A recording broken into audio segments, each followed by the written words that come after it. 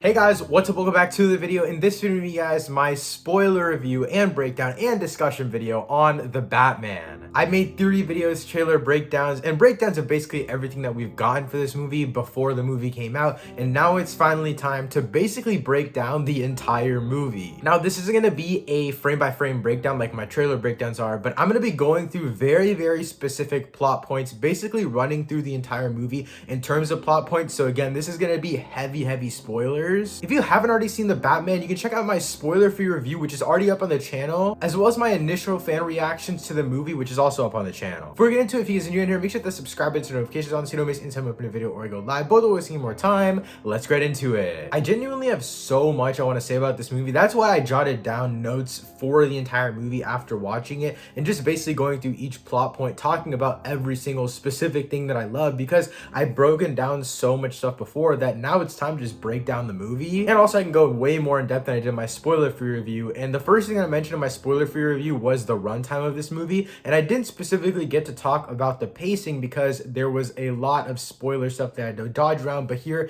I can talk about it. So speaking about the runtime, I really did like that this movie was 2 hours and 55 minutes. Like I mentioned in my spoiler-free review, it felt like a bunch of issues of a comic book put into one movie, and I think the reason it works so well is because of all of the different mysteries that was uncovered. And as time went on, it didn't feel like it was just one big story. It felt like it was a bunch of different stories piling on top of each other, and as more stuff was uncovered, it felt like everything was just coming together better and better, and everything was getting bigger and bigger and impacting more people. And most notably, it starts to impact Bruce Wayne more than it just does the city of Gotham, and that's why I really like it. And I'll talk about that later, because there's one sequence in this entire movie where it just uncovers a bunch of stuff about Bruce Wayne's family history, and we know that it's when they go to the orphanage, I think, and they see all of these video clips of Bruce Wayne and his Thomas Wayne and his Martha Wayne and all that kind of stuff. And it's just an absolutely insane sequence, and that one sequence alone made the runtime feel so much shorter because everything came together so fast.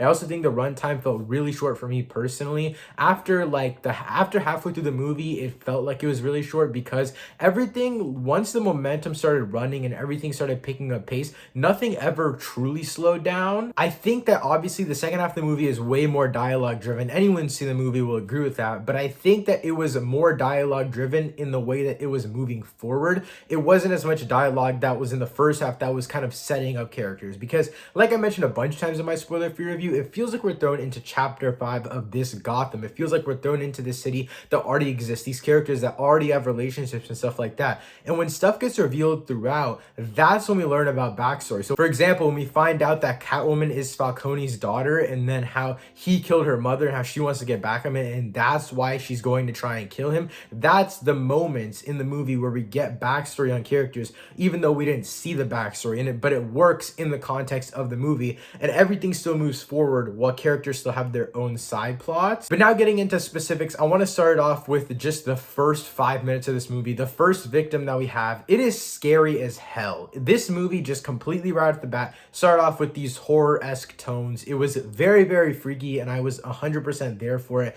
It was a phenomenal intro to the movie, and I will say it's probably one of my favorite comic book movie intro scenes ever. Just the way that Riddler is presented with the haunting score from Michael Giacchino, and the way that everything plays out, the light flashing on his face, the TV sounds, and how it goes completely silent at one point, and then the Riddler just jumps out of the darkness and attacks. That's like the first thing we see of the Riddler. He's an absolute menace, and you can tell why this movie is a bordering rated R. It is so good with the horror elements, and I will say I wish that they implemented horror more into the rest of the movie. Like I mentioned in my spoiler-free review, they did weave elements of thriller, but thriller isn't necessarily always horror. So I will say I wish horror elements that were explored in the very beginning were still explored throughout the rest of the movie, but honestly the thriller aspect was enough for me, so that's why I don't really complain about it. Now, just in the beginning alone, we get so many great connections, and the first big one that we get is that Mayor Don Mitchell Jr. was married, but he's also seeing Selena Kyle's friend on the side, and Selena Kyle and her friend worked at the Iceberg Lounge, and this whole death scene and all these little teases to what's to come in the future really is what I like about this movie. It feels feels like they show just enough within the detective aspect of these characters showing their ties, but then they just completely shy away from it for a little bit. And when they shy away from it this time, obviously we get our first detective scene with the Batman. And right before this, we do get the train scene, but there's not much specifically to talk about here other than, I would say, the cinematography of the train scene. I also love the POVs that they show of everyone. I love the POV of the person on the train, and now when he's getting off of the train, the gang follows behind him, they jump him, and then Batman just emerges from the shadows, and that scene is absolute perfection. I will say, the hand-to-hand combat and the line of "I'm vengeance," it doesn't have that hit to me in that moment. I will say the rest of the action hand-to-hand combat was phenomenal, but here I think it's because we already felt the impact of, and we felt a bigger impact of the line "I'm vengeance" in the trailers, with the Batmobile screeching out of the darkness in the trailers. But here he just says "I'm vengeance" and then he beats up more people, which he already did. So in the moment, that effect isn't as high as it was in the trailers. At the same time though, I still really loved it, and it's a great action sequence to start off the movie and give us a perspective of the fear that Batman instills, and just the acting. The main guy in the gang that's there, the one with like the half face paint that we see in the trailers, he is phenomenal. His acting skills, just from the face himself, you can see the fear that Batman instills him in him, and it's so perfect. But now moving on, like I mentioned before, we had that first detective scene, and Gordon and Batman basically go through, look at these clues, and they find that you have to find a thumb drive that's in a USB port. Batman gets the thumb drive, and in order to unlock the USB port, the Riddler cut off Mayor Don Mitchell Jr.'s thumb, and he put a fingerprint ID on it, and it was hilarious. My entire theater started laughing when they realized that they had used his thumb to open up the USB drive. It's super dark humor, but it's still really funny, and the way that Matt Reeves implements humor into this movie is some of the best I've seen in any movie of all time, not just comic book movies. I think Matt Reeves did a spectacular job here with comedy as a whole. But this connects back to the first part where we knew about Don Mitchell Jr. seeing Selina Kyle's friend, because on the drive there's pictures of the mayor and his side chick, and the photos are emailed out to all of the Gotham's like press outlets and stuff like that, and that basically completely exposes the mayor. And this to me is such a small moment, but it's such great storytelling because it really just propels the whole movie forward so quickly in such a small amount of time. And the movie's still 3 hours long, and sometimes in some moments I was like, dude, why are they moving so fast? They're going really fast in the very beginning, and then you realize there's so much more to uncover. There's such a bigger story to all of this, and this is just a little sliver of it, so they have to move fast. It was a great way to get the ball rolling, and I think that having all of these little things connect to one another, and then going to see Penguin, for example, when Batman sees Penguin in the iceberg lounge for the first time. Also, that fight sequence where the Batman has to beat up people to get into the iceberg lounge, it's perfection, just as good as it was in the trailers. But he sees Penguin. Oz is an absolute scene stealer. I'll talk about him a little bit more later in this video, but I did love what Colin Farrell did with the Penguin. I love the dynamic between Batman and Penguin. And also here we do get introduced to Selina Kyle, aka Catwoman, and she is so great. Her introduction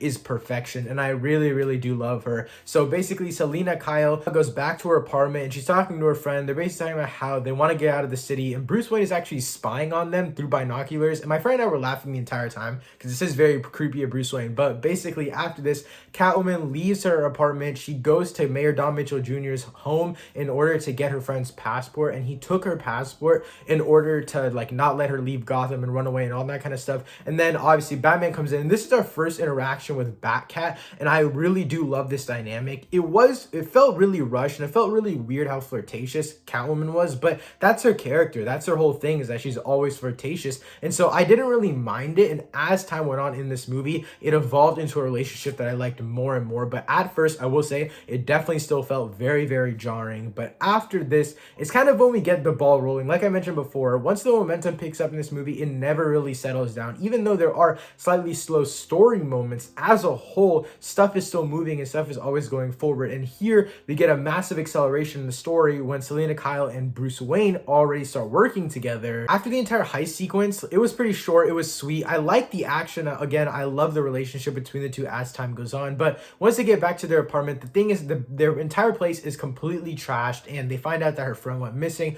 all that kind of stuff. And this is what I really like about the movie. It creates an internal storyline for Catwoman, and obviously there's disagreements within Catwoman and Batman's motives and stuff like that, and that's a big thing that's explored in this movie. But the fact that Catwoman feels like she has her own movie inside of this movie works really, really well for me personally. And then Selina Kyle actually puts in the context that Batman uses, and I love the use of the tech, by the way. I think that having the tech in Kyle and on Batman, I think it's a great way to do it, and just a great way to utilize the tech as a whole, because why not use it? And then she goes into the 44 Underground. I think that's the name of the club. She goes to the 44 Underground, and that's where she meets the DA, Gil Colson. So basically, Selina Kyle runs into Gil Colson inside of the club, and he's basically using like acid drops. I think that's what it's called. And he spills hella info just about everything in general, all these different politicians and stuff. And she keeps trying to get information out of him, but she never really gets too much. Like, she gets a general idea and then it just stops. I will say though, one thing I really love about this movie is the use of drugs. It's not like needles and all that kind of stuff, but it's just like, it's literally just like gummies. And the production of it, like the way that they show all of that kind of stuff, and it's very, very small things. Like,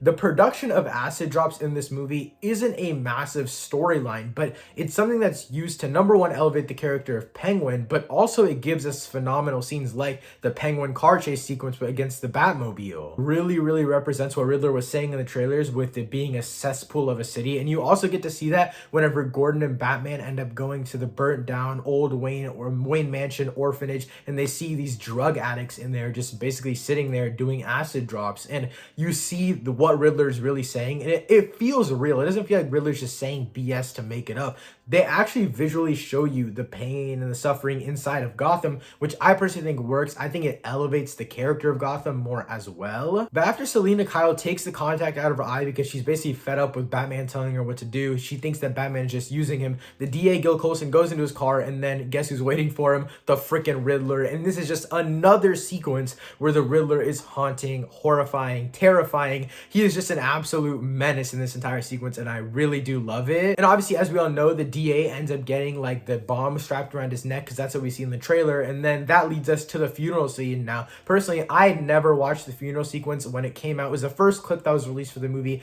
I didn't watch any clips for the movies. I only saw the trailers and stuff like that. Obviously, I broke down the trailers here for you guys, but I will say I didn't watch any of the TV spots either, so a lot of this stuff was new for me in terms of it being in full context like the funeral scene was in the clip. But there were a lot of important people at the funeral. We had Bruce, Falcone, Oz, and just a bunch of other super popular people. But as we know, the car crashes into the funeral with the DA inside with the ringing cell phone, and then Batman confronts the DA as he has the bomb strapped on him while the police wait outside. Now, one specific thing I really, really, really do love about this sequence alone is not only the tension when they're solving the riddles, which I'll talk about in a little bit, but the way that Matt Reeves does time jumps in this movie is so well done. Now, I don't remember it like specifically like shot for shot what he did, because I've only seen the movie once, but just the way that it felt so fluid. It didn't feel like jarring the way that it was like the day of one day and then it was the night of another night. Like, it feels like everything flows so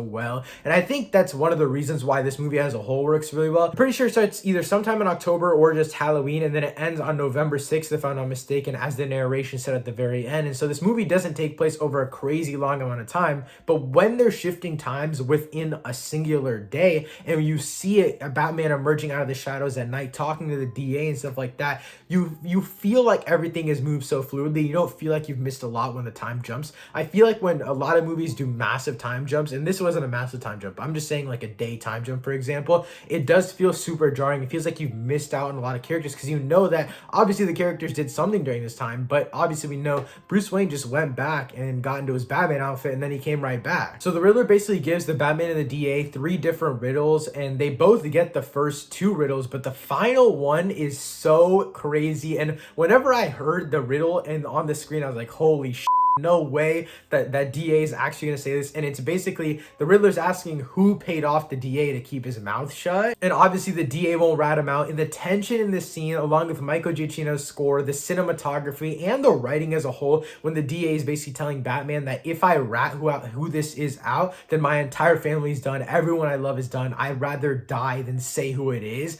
And so that alone is just absolutely phenomenal filmmaking, and the tension in that scene has had my heart racing. I was literally shaking. I was just so scared and I was so excited, and it worked so well. Obviously, we know that the DA ends up dying, as we see in the trailers. His head gets exploded, and then the Batman gets launched back, and he actually gets knocked out, and then the police take him into GCPD headquarters. Now, I will say, this is really weird. They didn't think to take off his mask until he was just conscious enough to swat them away from doing it. I don't understand why they didn't do it right away, but it is what it is. We move. But once again, we have another slight time jump where now we know that the current commissioner, not Gordon, he gets arsenic poisoned by the Riddler. And then we get arguably one of the best scenes in the entire movie, which is the Penguin Batman car chase, the Batmobile car chase. This is an absolutely insane set piece. Now, this one absolutely blew me away. I watched this movie, as you guys know, at the fan first IMAX screening event, and the entire theater was going crazy. There were claps at the end of that entire sequence and after it all played out, and it was just so well done overall. I just have to commend, story-wise, you know, it's not much. It's just a car chase, but I have to commend Matt Reeves in his use of practicality in this scene, because you can tell when stuff is real. Now, CGI is really good nowadays, so if there's some stuff that was CG and I didn't notice, that's just a test to the VFX artist. But from what we know, there have been comparisons by Matt Reeves himself to horror elements whenever the Batmobile emerges from the flames, like we see in the trailers. It is just so well crafted, in my opinion, and the story that leads to this car chase also works really well. It doesn't feel like something that was just plopped into this movie, and that's what I can say for a lot of this movie. A lot of these crazy, emotional, action-packed sequences, they all feel like they fit into this detective story. They don't feel like something that's so out of place. Like, you wouldn't expect this massive action set piece to be in just a detective story, but the fact that there's Batman lore surrounding all of this makes it all that much more feasible, and I think that's what separates it from, say, the Nolan trilogy, because the Nolan trilogy, obviously, those are very grounded, but like I said in my interview with fans, if you guys haven't seen that video, make sure to check that out. One of the fans did mention how Nolan movies are more grounded than this, and then I said that these movies actually feel like they have a tad bit of fantastical, which makes it mix with grounded so well that it feels like a comic book, and he agreed with me right away. I think that's one big thing about the reasoning why I'm so excited for the future of these movies and all the future series, is because they're grounded, yet they still have some level of fantastical, and there's no way you can go wrong with that. Again, I don't have much else to say about the car chase, but I will say it's one of my favorite scenes in the entire movie, and it's a spectacle in and of itself. It just elevates everything else around it way more. And then we actually get taken to the Wayne mansion, which is the orphanage, and we learned about this in the prequel novels, and I'm pretty sure Riddler set it on fire as a teenager. They mentioned it slightly in the movie as well, but it's more in depth in the book. But nevertheless, so much of Bruce's past is revealed here to him, but it's just enough to where there's still a lot left for to be revealed, and that's what I really like. But obviously, the biggest thing we get revealed here is that Bruce Wayne is the next target for the Riddler, and the Riddler mailed a package to Wayne Manor. Instead of Bruce Wayne opening it, it ends up being Alfred who opens it, and I absolutely love the storytelling here. And obviously, you know, you've seen the movie, so you know that Alfred is one that gets exploded, but I just love the way that Matt Reeves told this little sequence of the story here. The way we see it is Batman's basically speeding home, and we see Alfred opening the package at the same time, but Batman is on the phone talking to the maid, and then the maid said that it already happened, but as she's saying it already happened, we're still seeing Alfred opening the package and Bruce speeding home, and then the maid says, "Oh, it happened, you were too late," and stuff like that. And she doesn't blame it on Bruce, but she says that, "Oh, it already happened." And then we realize that this actually happened a hot minute ago, and when Bruce looks in the sky, he can already see the smoke out of Wayne Manor, and then we see the explosion that happened and when Alfred throws the box. I will also say I was genuinely fearful that they just killed off Alfred. Like, I did not think that they were going to kill off Alfred, and I was really scared. My friend and I looked at each other and we were like, no way. Did he just die? Like, this is the first movie. I want Alfred. And he wasn't dead. He's still just obviously in the hospital. But I think this is where the story really picks up when I talk about, like, momentum. Is like, you see this and you see how much Bruce Wayne is like, okay, now people around me are getting hurt. So this is where I consider it to change from a Batman POV story to a Bruce Wayne POV story, where it's Bruce Wayne is the one that has the motivation now. It's not Batman saying, oh, I want to save the people of Gotham. It's Bruce Wayne saying, I need to learn more about myself, protect the people around me, and I need to be Batman at the same time. And Batman is the only way to find out all the things that Bruce Wayne wants to know. I also think this is now because the Riddler's plans are mostly towards Bruce Wayne himself, since Bruce Wayne is its next target. And in all of this, Bruce Wayne learns a lot more about his father, learning that his father was not nearly as good as he thought he was. And we also learned that basically Thomas Wayne set up $1 billion fund that was supposed to help the poor around the time that he was running for mayor. But this is where I really start to get intrigued by the story. And this is where I'm like actually 100% invested in the backstory of Bruce Wayne, because we find out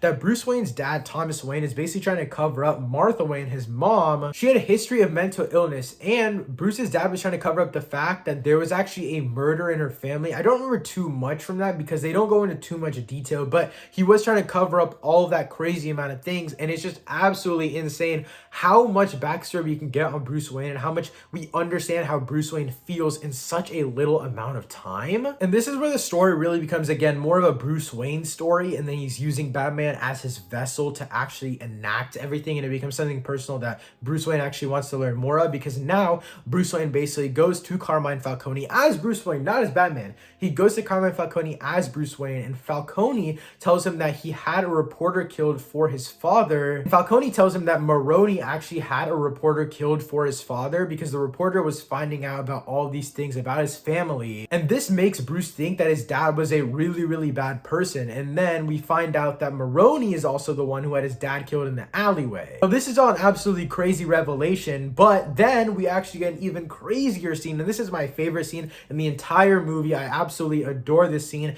And this is when Bruce basically goes to Alfred when he's in the hospital, and he confronts Alfred. He's like, you basically lied to me in my entire life, and my dad is not a good person like you used to say was. And then Alfred on the hospital bed literally starts defending Thomas Wayne for his life, and he basically says, Falcone's lying to you. Falcone is the one who wanted your father dead. Falcone is the one who enacted all of this kind of stuff. Your dad was in a moment of disbelief because your mom obviously had a mental illness thing in the past, and reporters were trying to uncover it. And it was just a moment of frenzy for Thomas Wayne. And the only reason that Thomas Wayne went to Carmine Falcone in the first place was because he wanted to protect Martha. It wasn't even for the mayor or for the election or anything like that. It was solely for Martha. And then Alfred tells Bruce that obviously it was Carmine Falcone that actually had Thomas Wayne killed, because Thomas Wayne was going to confess all of the stuff that Carmine Falcone did to the police because he didn't believe it was right that he had killed the reporter. And then the story just keeps on going. And this is what I'm talking about. The momentum of this movie just never slows down, and I absolutely love that. After this, Batman goes to the Iceberg Lounge, but Selina Kyle is already there first. And a little bit before this, we did get some more backstory on Selina Kyle's origin, and not her necessary origin as Catwoman, but her origin of her character, and learning more stuff about her character. And we also find out that she is Falcone's daughter, and that Falcone actually ended up killing her mother, strangling her. And we heard this again, this one line pop up where Falcone's like, oh, I had to do this to your mother, when he's suffocating Selina Kyle, which is absolutely just abusive of him to say. She wants to absolutely gun Falcone down, but obviously Batman interferes because you can't just kill Falcone like that. Batman basically arrests Falcone and brings them out alone, basically to a bunch of police right outside of the Iceberg Lounge. Gordon is also there, but this is the moment that the Riddler had been waiting to strike, and this is why I like it so much, because the Riddler always has this plan, and he always has this plan, and he knew that he couldn't get Falcone out himself, so he just used Batman. He exposed his Bruce Wayne's family secrets, realizing that Batman would just get Falcone out of the Iceberg Lounge for him, and then Riddler could just gun him down, and that's exactly what he does. Throughout the entire first half of the movie, they're basically trying to find out who the rat is. I think it's like Al-Ratalada, and that basically means the winged rat, and it turns out that it's actually the winged falcon, which is actually just a great metaphor, and I absolutely love it. I know a few people called it Ratalada, and they were like, Falcone, Falcon, blah, blah, blah. I had no idea. I didn't even know if Falcone was going to play this big of a role in the movie, but this is just another example of Riddler's masterful plans in this movie, and I absolutely love what they did with the writing for the Riddler in this movie, and just this whole plan as a whole. I think it just worked really well, and the Riddler's whole motives in this movie were really good, and they were well explained, even if they weren't told to us very blatantly in the very beginning. It was sprinkled in there towards the end of the movie as well, and we finally kind of understood what the Riddler's whole motive was. I think the audience can also sympathize with Riddler to an extent of why he's doing what he's doing, because he realizes that even though Bruce Wayne calls himself an orphan, he was rich, he had all the resources in the world, whereas the Riddler, aka Edward Nygma, or Edward Nashton in this movie, he had to suffer as an orphan. But Bruce Wayne never did, but Bruce Wayne is still labeled the same thing as him. Also, the way that the Riddler explains all of the stuff going down in Gotham and how everything played out one by one is just so well done. We learned that Thomas Wayne, after he died, Carmine Falcone got control of the city, and Falcone paid off the mayor, the DA, a bunch of different police officers, and he basically got control of where the money went from that fund, and nothing ended up going to the poor, and that's why he's considered a rat, I'm assuming. And through all of this, I think the main thing that the Riddler wants is just for Bruce Wayne to pay for the sins of his father. But I think what's so interesting is that even the Riddler doesn't understand the true side of Thomas Wayne. It's only what the Riddler thinks of Thomas Wayne. The Riddler thinks that Thomas Wayne is looking down on all these people, and it's Thomas Wayne's fault that the renewal money didn't go to the orphans and stuff like that, when it's really all the rat's fault, aka Carmine Falcone's fault. After Riddler does end up killing Carmine Falcone, the police raid his apartment, and the Riddler actually goes to Arkham, and we do get that cafe scene where he gets arrested. We do see the face reveal. It's an absolutely stunning face reveal. I love the way that the camera works there, and it's just so well done. But as a whole, I will say one big thing is that when Riddler is explaining his resentment towards Bruce in the Arkham scene, I'm very mad that I read the novel, the prequel novel, because they already explain a lot of that in the prequel novel, talking about how they're two different types of orphans and how Bruce Wayne is just super entitled. He's a little brat. That's basically what the Riddler says. And all that's explained in the novel. And I thought it was a good twist, because one of my friends who hadn't read the novel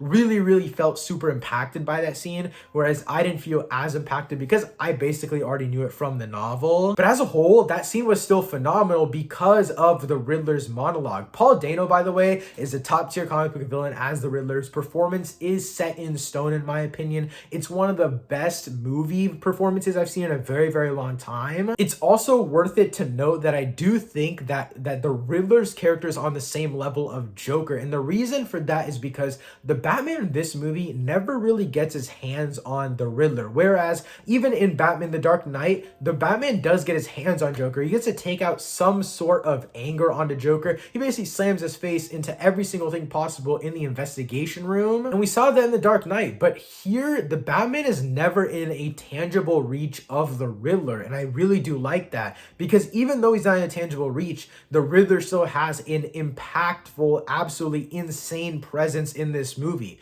You never get to see Batman actually touch the Riddler, but the Riddler is constantly all up on Batman. I definitely have to watch the movie again before I decide who's a better character, but at this moment, in the current time, I do feel like they're equivalent characters as a whole. I obviously do think that the performance by Heath Ledger is still way better. But after this, in Arkham Asylum, the Riddler does give Batman some more clues, and this leads him back to Riddler's apartment. Batman finds out that Riddler is basically a cult of followers. I think it's like 507 exactly, and they're basically planning this massive thing that's the final act of this movie. And I really love the way, again, this is being told within the story. The way that it basically works is, as the Batman is finding out about all of this, it's actually being enacted in real time. We just don't see it, because by the time he lifts up the carpet and sees where all of the bombs are across the border of Gotham, all the explosions start going off, and Batman looks out the window and the entire revolution has begun. Like I mentioned before, explosives are set all around Gotham City, and then the flood happens. Now, I didn't mention this in a previous video where a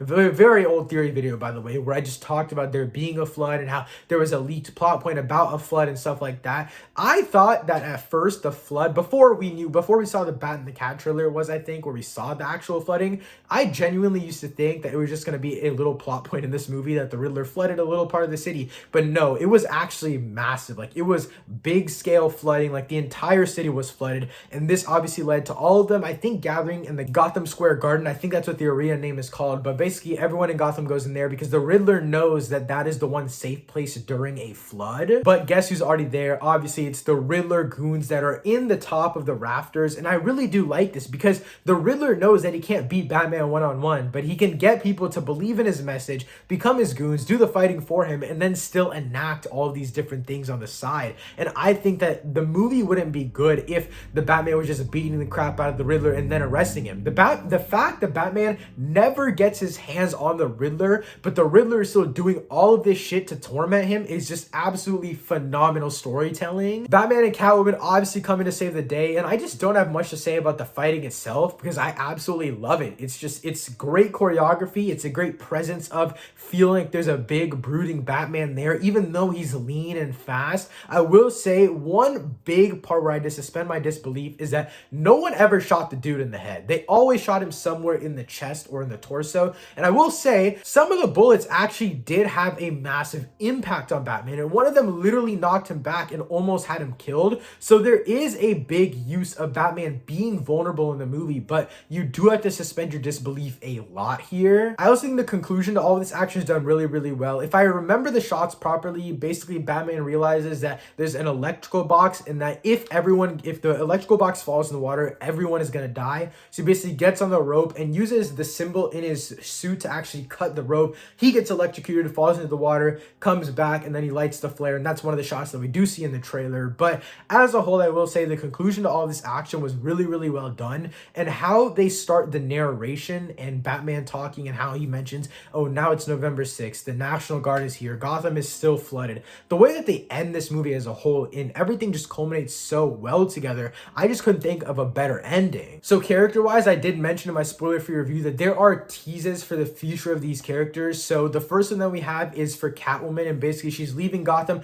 I think she's going to this place called Uphaven, but I don't remember for sure. And then we see Batman saying that I'm staying in Gotham. I'm going to try my best to make this place as best as it can be. These people need me. And just classic Batman speech, which I absolutely love. But the one tease that I found the most interesting, other than the tease at the very end, once I'll talk about, which is the Penguin tease. I do think that the way that they really do show off this Penguin tease is so good, because in the background you do hear Batman narrating, talking about him, how he said how people are now going to take advantage of the city because it's already at a low point and that's why the city needs him. It shows freaking Penguin. So I do think that the Penguin show on HBO Max, which I'm pretty sure we're already confirmed to have, I think that show is going to be the main balance between movie 1 and movie 2. I think it's going to be the perfect bridge to like bring everything together. And I think that they're going to adapt the comic called No Man's Land. Now, I don't know an absolutely insane amount about it, but I've read a few things about it, and I'll make a sequel video very, very soon talking about what I think they'll do for the future of this franchise after this movie. But like I did call in one of my very early Batman videos when we first learned about the flood, I did say that I do think that they will be keeping the flood at the end of this movie. I don't think that they're going to completely resolve everything. It's not going to be like everything's back to perfect.